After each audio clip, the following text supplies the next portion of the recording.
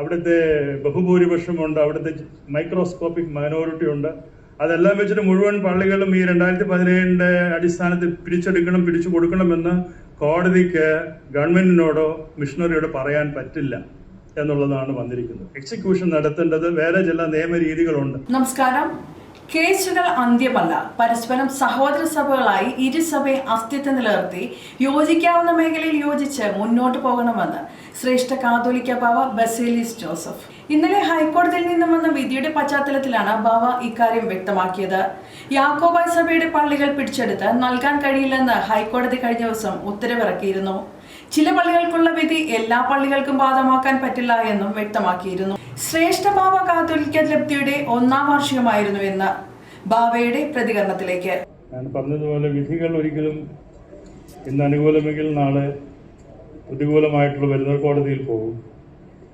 അപ്പോൾ എല്ലാവർക്കും 100% ഒരു വിജയം കോടതി വിധികളിലൂടെ അങ്ങനെ ലഭിച്ചിട്ടില്ല. കോടതി വിധികളെ മാനിക്കുന്നു. പക്ഷെ അതേസമയം സഭയെന്നുള്ള നിലയിൽ സഭയ്ക്ക് സഭയുടേതായ സംവിധാനങ്ങളും വിശ്വാസ കാര്യങ്ങളും ഒക്കെ ഉണ്ട്. അതിന് ഭംഗം വരുന്നത് നമുക്കൊന്നും ചെയ്യാൻ സാധിക്കുകയില്ല. ഏത് കാലത്തും ഒരു പരിഹാര മാർഗം എന്ന് പറയുന്നത് ചർച്ചകളിലൂടെയുള്ള ഒരു പരിഹാരം തന്നെയാണ്. അതിന് എല്ലാ കാലത്തും പലരും ഇടപെട്ടിട്ടുണ്ട്. പക്ഷേ ആ ഇടപെടലുകളൊന്നും ഫലപ്രാപ്തിയിലെത്തിയില്ല എന്നുള്ളതാണ് ഒരു യാഥാർത്ഥ്യം. ഏറ്റവും ഒടുവിൽ ബഹുമാനപ്പെട്ട കേരള മുഖ്യമന്ത്രി 2 കൂട്ടരുമായിട്ട് സംസാരിച്ചിരുന്നു. അതിലൊരു ലക്ഷ്യം കണ്ടില്ല. പിന്നെ ഏറ്റവും ഒടുവിൽ ബഹുമാനപ്പെട്ട ഇന്ത്യൻ പ്രധാനമന്ത്രി നമ്മളോട് സംസാരിച്ചു. അവരോടും സംസാരിക്കാമെന്ന് പറഞ്ഞിട്ടുണ്ട്. നേരിട്ടുള്ള ചർച്ചകൾക്ക് നമ്മൾ തയ്യാറാണ്. സഭ മെത്രാപ്പൊലീത്തന്മാർ അടങ്ങുന്ന ഒരു സമിതി അതിനുവേണ്ടി തെരഞ്ഞെടുത്തിട്ടുണ്ട് വർഷങ്ങൾക്ക് മുമ്പ്.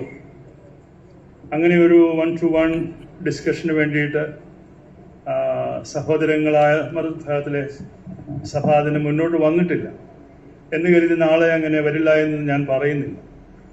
ഈ ഒരു ഘട്ടത്തിൽ കുറച്ചുകൂടി കൂടി ക്രിയേറ്റീവായിട്ടും യാഥാർത്ഥ്യ ബോധത്തോടു കൂടി കോടികൾ വരുന്ന സഭയ്ക്കും സമൂഹത്തിനുമൊക്കെ പ്രയോജനപ്പെടുത്തേണ്ടുന്ന ഈ വലിയ തുക കേസിന് വേണ്ടി ഇനിയും ചെലവഴിക്കുന്നതിൽ യഥാർത്ഥത്തിൽ ഒരു അർത്ഥവുമില്ലാത്തതാണ്. അതുകൊണ്ടാണ് നമ്മളെപ്പോഴും പറയുന്നത് സമവായത്തിൻ്റെ പാത നമുക്ക് തിരഞ്ഞെടുക്കാം. 2 സഭകളുടെയും അസ്തിത്വം നിലനിർത്തിക്കൊണ്ട് യോജിക്കാവുന്ന മേഖലകളിലെല്ലാം യോജിച്ച് പ്രവർത്തിക്കാമല്ലോ. അങ്ങനെ യോജിച്ച് പ്രവർത്തിക്കുകയും സഹോദരി സഭകളെ പോലെ മുന്നോട്ട് പോകുവാനുള്ള ഒരു സാഹചര്യം ഉണ്ടാക്കുവാൻ ചർച്ചയാണ് ആവശ്യമെങ്കിൽ ചർച്ച ചെയ്യണം. അതിനൊന്നും സാധിക്കുന്നില്ല എങ്കിൽ കേസുകളുടെ വഴിക്ക് പോകും. അതൊരു നിർഭാഗ്യകരമായ ഒരു സാഹചര്യമായിരിക്കും ഉണ്ടാകാൻ പോകുന്നത് എന്നാണ് ഞാൻ കരുതുന്നത്. എല്ലാത്തിനും ഒരു അന്ത്യം വേണമെന്ന് ആഗ്രഹിക്കുന്നുണ്ട്. അതിനുവേണ്ടി പരിശ്രമിക്കുന്നുണ്ട്. ആ പരിശ്രമം സ്നേഹത്തോടെ ഇനിയും തുടരും എന്ന് മാത്രമേ എനിക്ക് പറയാനായിട്ടുള്ളൂ. നിയമസഭ മനസാക്ഷി വോട്ടിനാണ് ഇക്കുറി സഭ ആഹ്വാനം ചെയ്തിട്ടുള്ളത്. പള്ളിത്തർക്കത്തിൽ മുഖ്യമന്ത്രിയുടെ ഇടപെടൽ ആശ്വാസമായെന്നും പ്രധാനമന്ത്രിയുടെ ഇടപെടൽ പ്രതീക്ഷയുണ്ടെന്നും സഭ വ്യക്തമാക്കി. സർക്കാരിന് അങ്ങനെ ഒരു നിലപാടെടുക്കേണ്ട വന്നത് സർക്കാർ കോടതി നടപ്പാക്കാത്ത സർക്കാരിനെതിരെ കണ്ടംപ്റ്റ് വന്നു. സർക്കാർ അതിൻ്റെ അത് ഒന്നാം കക്ഷിയായി, ഒന്നാമത്തെ പ്രതിയായി. അങ്ങനെ വന്നപ്പോൾ സർക്കാർ കോടതിയെ സമീപിച്ചു. സർക്കാരിന് പുറകെ കണ്ടംപ്റ്റിൽ നമ്മളുമുണ്ട്. വിധി നടപ്പാക്കാത്തതിൽ അതിലൊരു കണ്ടംപ്റ്റ് ഇല്ല. ഇതിൻ്റെ നിയമവശത്തുകൂടി എല്ലാ കാര്യങ്ങൾ ചെയ്തിരിക്കുന്നത്. ഈ പറയുന്ന പള്ളികളിൽ നിന്നെല്ലാം ആളുകളെ പുറത്താക്കി വേറൊരു വിഭാഗത്തിന് കൈമാറുന്നത് സർക്കാരിൻ്റെ ജോലിയല്ല, അല്ലെങ്കിൽ സർക്കാർ മിഷണറിയുടെ ജോലിയല്ല എന്നാണ് കോടതി കണ്ടെത്തിയിരിക്കുന്നത്. അത് തന്നെയാണ് സുപ്രീം കോടതിയും പറഞ്ഞിരിക്കുന്നത്. ഈ കേസിൻ്റെ പ്രത്യേകത ഇത് ഹൈക്കോടതിയിൽ മാത്രം ഒതുങ്ങി നിൽക്കുന്നതല്ല. സുപ്രീം കോടതിയിൽ നിന്നും ഹൈക്കോടതിയിലേക്ക് കേൾക്കുവാൻ വേണ്ടി വിട്ട കേസാണ്.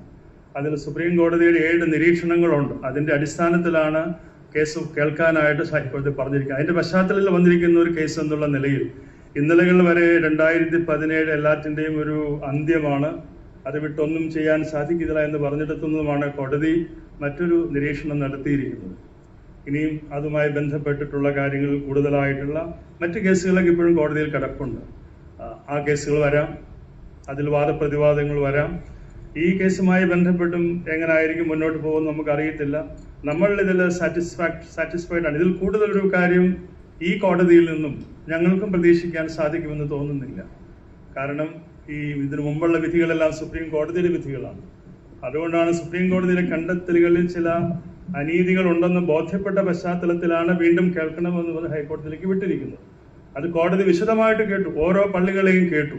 അതിന്റെ അടിസ്ഥാനത്തിലാണ് ഓരോ പള്ളികളെയും സ്വഭാവം വ്യത്യസ്തമാണ്.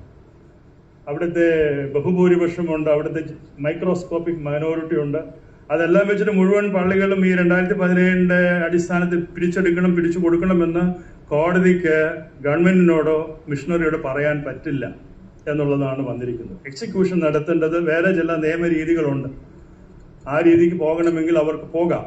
അതാണ് ഈ കോടതിയുടെ കണ്ടെത്തലെന്ന് ഞാൻ മനസ്സിലാക്കുന്നത്. അങ്ങനെ നോക്കുമ്പം ഈ പറഞ്ഞ പള്ളികളെല്ലാം പിടിച്ചെടുത്തത് നിയമത്തിന്റെ രീതിയിൽ ശരിയല്ല എന്നാണ് കോടതി കണ്ടെത്തിയിരിക്കുന്നത്. യഥാർത്ഥ അവകാശികൾക്ക് അവരെന്നും പുറത്തായി അവർക്ക് കോടതിയുടെ തന്നെ ഒരു ഡയറക്ഷനിലൂടെ പിടിച്ചെടുത്തതായതുകൊണ്ട് ആ നിയമപ്രാബല്യം ഇന്ന് അവർക്കില്ല എന്ന് വേണം കരുതാനായിട്ട്.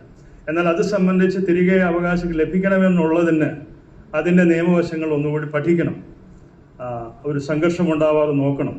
അതിൽ ലീഗൽ അഡ്വൈസ് നമുക്ക് വേണം. കോടതി വിധി കൂടുതൽ ഗഹനമായിട്ടൊന്നുകൂടി പഠിക്കേണ്ടത് 100-300 പേജിൽ ഇന്നലെയല്ലേ വന്നത്. അതുകൊണ്ട് സീനിയർ ലോയേഴ്സുമായിട്ട് സംസാരിച്ചിട്ട് നിയമത്തിൻ്റെ കാര്യങ്ങൾ കൂടുതലായിട്ട് പഠിക്കും. അതോടൊപ്പം തന്നെ ഞാൻ വളരെ ഗൗരവമായിട്ടാണ് പറയുന്നത്, ഇതൊക്കെ അവസാനിപ്പിക്കേണ്ട ഒരു കാലമാണ്. അതിനുള്ള സാഹചര്യങ്ങൾ ഉണ്ടാവട്ടെ എന്ന് ഞാൻ പ്രാർത്ഥിക്കുന്നു, അതിനുവേണ്ടി പരിശ്രമിക്കുന്നു, അതിനുവേണ്ടി ഏത് സമയത്തും സന്നദ്ധനുമാണ്. എന്നാൽ സുപ്രീം കോടതി ഉത്തരവിന്റെ ബലത്തിൽ നേരത്തെ ഏറ്റെടുത്ത് കൈമാറിയ പള്ളികൾ തിരികെ വേണമെന്ന ആവശ്യം പ്രാദേശികമായി ഉയരുന്നുണ്ട്. ഈ സാഹചര്യത്തിൽ ഇത്തരം പള്ളികളിൽ പോലീസ് സുരക്ഷ കൂട്ടിയിട്ടുണ്ട്. ഏതായാലും പ്രശ്നങ്ങൾ പരിഹരിച്ച് രണ്ട് വിഭാഗങ്ങളും ഒന്നിച്ചു പോകുമെന്ന പ്രതീക്ഷയിലാണ് സഭയും വിശ്വാസികളും. മറ്റൊരു വാർത്തയുമായി വീണ്ടും കാണാം. കൂടുതൽ വാർത്തകൾ അറിയാൻ പേജ് ഫോളോ ചെയ്യുക.